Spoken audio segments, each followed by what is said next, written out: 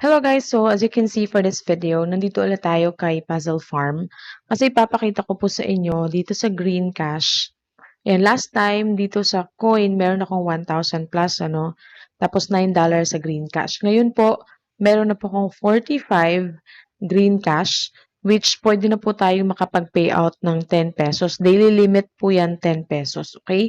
So, ipapakita ko lang po sa inyo na wala po akong ayan, kita from referral, okay? Wala pa po akong, kahit meron pong 4 dyan, 0 po yung kita ko sa referral. So, saan ko po nakuha yung 45 na green cash? Dito po, kasi sa previous video, pinakita ko talaga sa inyo na nilalaro ko po talaga yung game. So, ayan, as you can see, for today, ito na lang yung hindi ko pa na-fulfill, yung manood ng videos. So, dito po sa gold coins, dito po ako kumita by playing. Tapos, na-reach ko po itong 1,999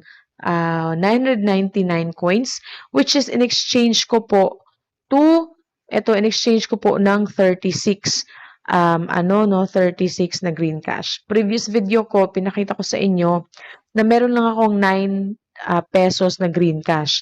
So, plus 36, kaya naging 45 green cash po yan. So, yung transaction, para talaga makita ninyo na totoo yung sinasabi ko dito yan sa earning record. So, kung makikita nyo, dyan, nag-coin exchange ako today, na 1,999 coins. Yun ayan, makikita nyo sa coins. At ito yung natanggap ko sa coin exchange. Yung sinabi ko nga kanina na 36 green cash.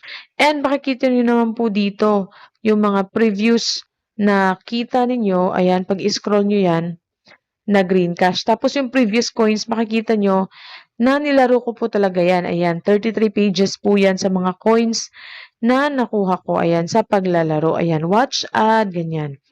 So, nilaro ko po talaga ito dahil hindi naman po ako kumita sa referral.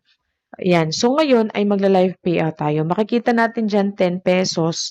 So, yan muna kasi 45 pesos lang naman meron ako. So, tingnan natin kung makakapag-payout tayo. Tapos, click natin itong add account. Ayan. Tapos, click natin add new account. Ayan. Tapos, dito may Lazada, PayPal, GCash. So, dito tayo sa Lazada kasi ito yung kahit na maliit ay pwede nyo pong i-payout kasi sa GCash mostly malaki yung kanyang threshold. So, dito tayo kay Lazada. Ilalagay lang natin dito yung account number at yung name po ninyo.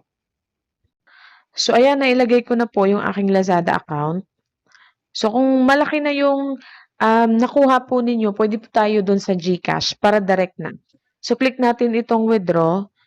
Ayan, daily limit po dito is 10 pesos. Ayan, submitted successfully. Expect daw po within 24 hours bago natin siya matanggap. Okay? Tapos, yung mga transactions naman dito ay makikita natin dito sa withdrawal history. Ayan siya. So, processing pa po. Tingnan natin kung, ayan, kailan darating po yung ating withdrawn dito na 10 pesos. So, as you can see po, meron na po tayong na-receive na 10 pesos.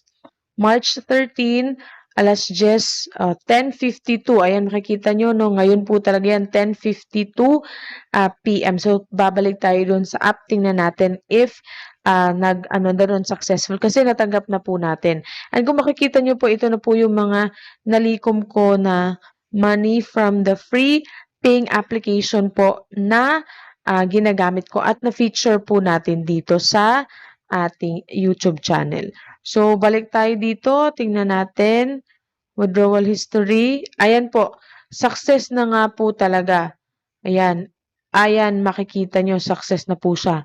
And, wala po akong, wala po akong earnings sa referral. Baka sabihin yun dahil sa referral. Ayan, total reward sa referral, wala po, nada po. Kaya, talagang ginamit ko po yung app, sa nilaro ko lang po at nakapag-withdraw na po tayo. So, ganun lang po dito, napaka-legit po ng application. So, kung nais niyo pong itry, ang application na 'to ay ilalagay ko po yung link sa video description box, okay? So, sa next day ay ayan, kasi daily po pwede tayong mag-withdraw ng ₱10. So, bukas magwi-withdraw na naman ako ulit ng ₱10 dito. Kaya 'wag na po kayong magpahuli, ilagay ko po yung link sa video description box para ma-try ninyo ang game na 'to. Thank you so much po for watching. Have a great day. God bless po sa inyong lahat.